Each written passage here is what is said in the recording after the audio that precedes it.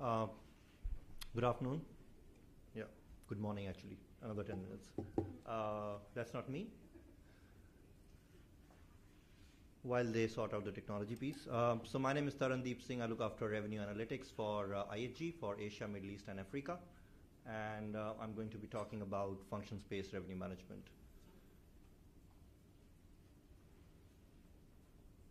Yeah, thank you. So why are we talking about function-based revenue management? But before I actually go into that field, and thanks, Sherry, for connecting the two slides together, but that last slide talked about go find your data. I just have a slightly different take on that. Go find your problem first. Once you find the problem, then go find your data. Otherwise, you'll be in a mess. So that's the agenda. I'm dividing my presentation into two parts. One is the concept at IHG that we are following. It's nothing new. You are hoteliers, so you must be knowing most of the stuff, but I'm just going to kind of take you through what we guys are doing. And then the blue piece out there on your right-hand side is the interesting piece. That's the group price optimization. That's something new that we are trying to do on our own. Not that we are getting into the shoes of ideas or anybody else, but that's something our answer of automated revenue management for group price optimization. So why are we talking about it? I mean, we've been doing revenue management all this while, but why are we talking about it? We're talking about it because this lovely lady sitting over here in 2011 said that function space will have the highest likelihood of success outside traditional rooms revenue management. And when people like Sherry Kimes and Kelly and everybody else say something, we better listen. So for IHG, 2011 is obviously that survey happened, and we've been on that journey so far. Within Asia, Middle East, Africa, we get 40% of our revenues coming in from food and beverage, almost here and there. And I'm just talking primarily about the manager state. We do have a few franchise hotels as well.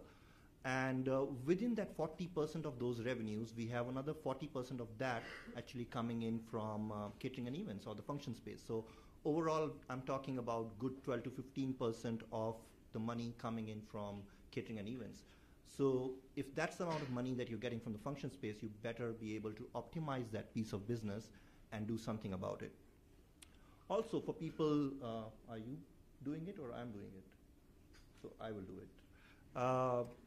Also, another piece on that is that these four walls are more than just a function space. This is an asset, and people who are in the hotel business over here, all of you, you are obviously familiar with the asset manager, the concept which is very prominent these days. So function space, treat that as an asset, and then it becomes very, very imperative for you to actually take care of that piece of asset and optimize the revenue. The challenges. For me personally, I feel there are these key challenges that you see on the screen. To begin with, ownership.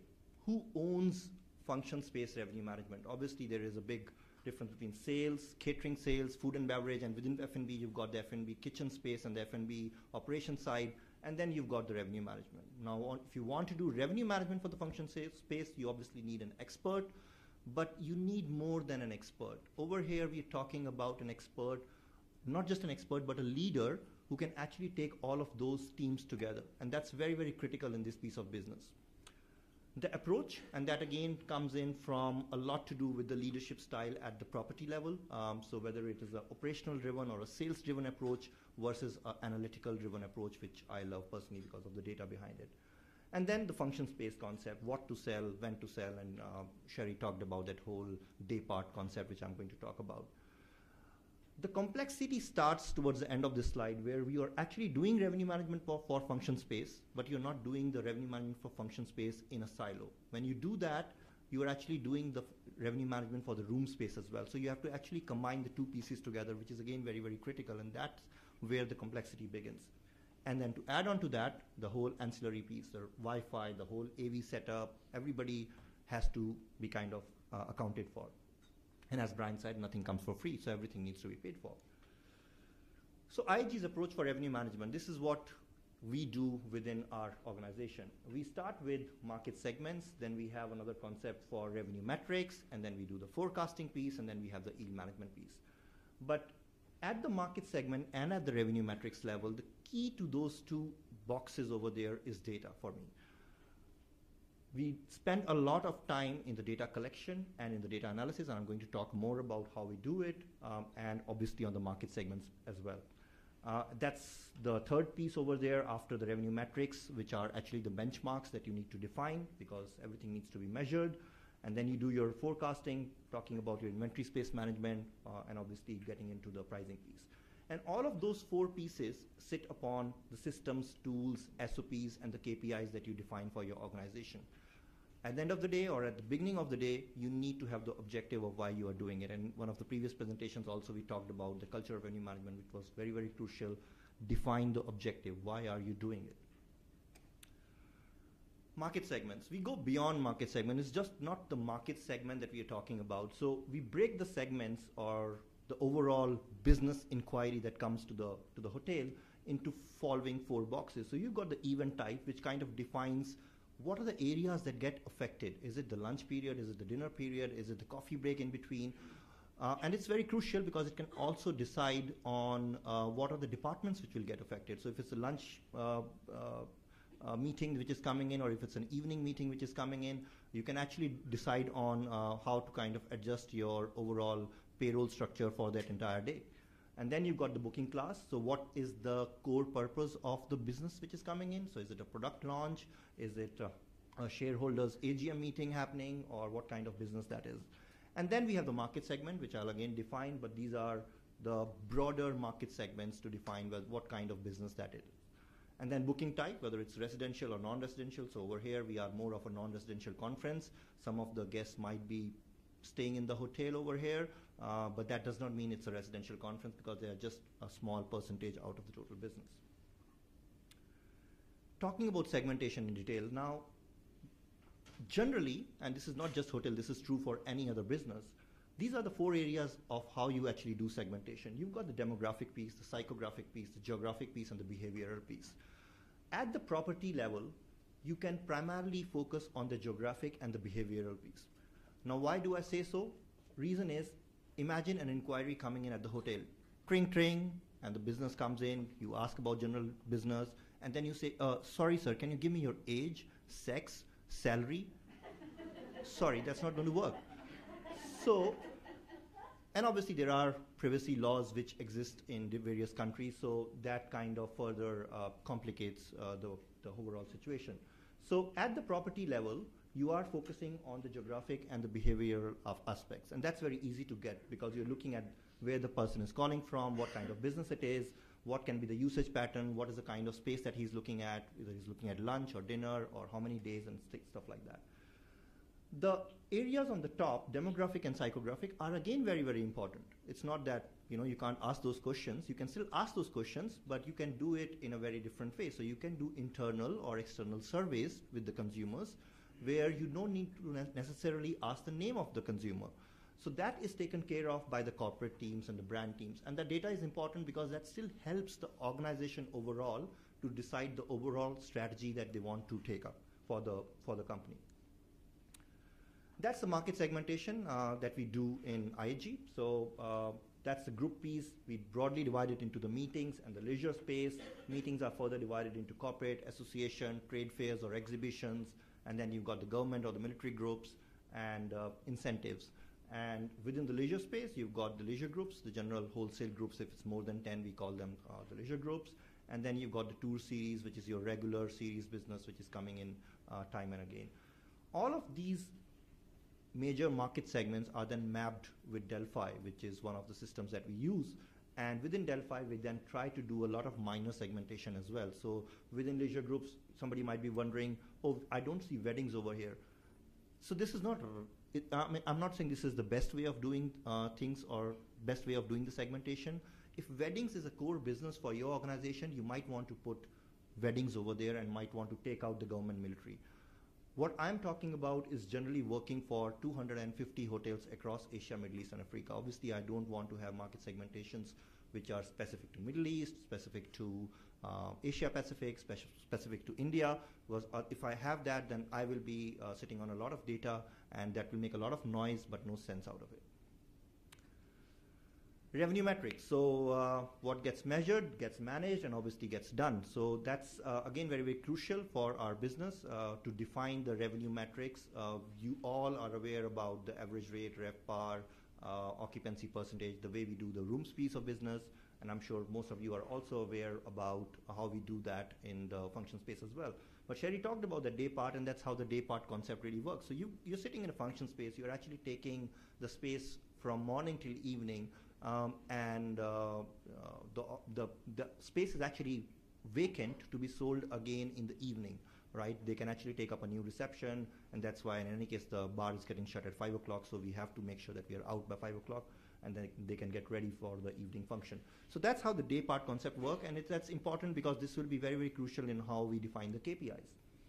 So we've got the occupancy, then we have the revenue per available space time, we've got the revenue per occupied space time, and this is very much similar to how you look at the occupancy percentage, RevPAR, and ADR within the room space.